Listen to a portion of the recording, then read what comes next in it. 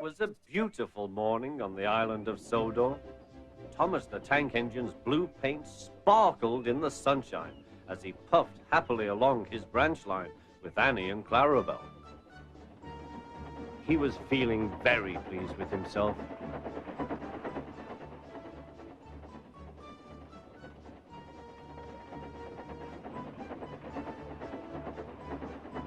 "Hello, Thomas," whistled Percy. "You look splendid." "Yes, indeed," boasted Thomas. "Blue is the only proper color for an engine." "Oh, I don't know. I like my brown paint," said Toby. "I've always been green. I wouldn't want to be any other color either," added Percy.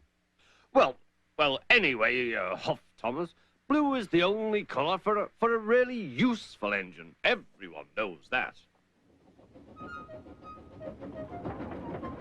Percy said no more. He just grinned at Toby. Later, Thomas was resting when Percy arrived. A large hopper was loading his freight cars full of coal. Thomas was still being cheeky. "Careful," he warned. "Watch out with those silly cars." Go on, muttered the cars. "And by the way," went on Thomas, "those buffers don't look very safe to me."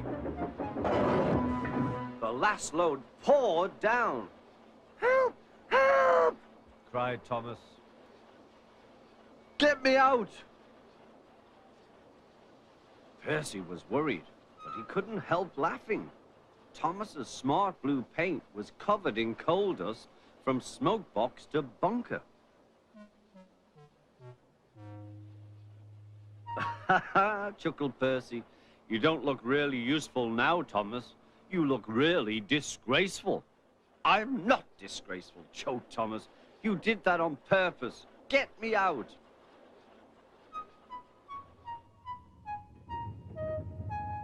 It took so long to clean Thomas that he wasn't in time for his next train. Toby had to take Annie and Clarabelle. "Poor Thomas," whispered Annie to Clarabelle. They were most upset.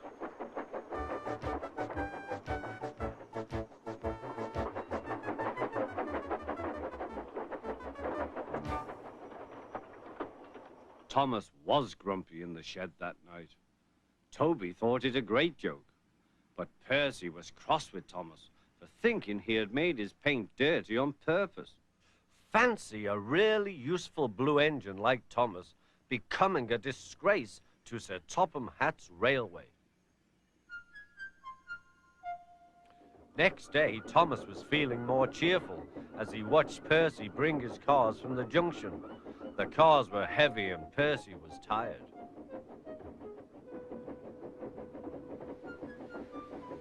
"Have a drink," said his driver, "then you'll feel better."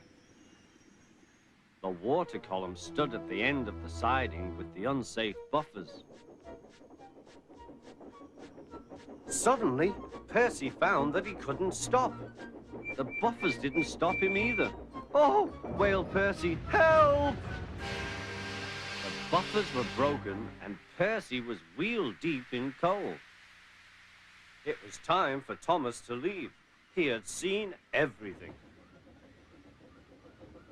"Now Percy has learned his lesson too," he chuckled to himself.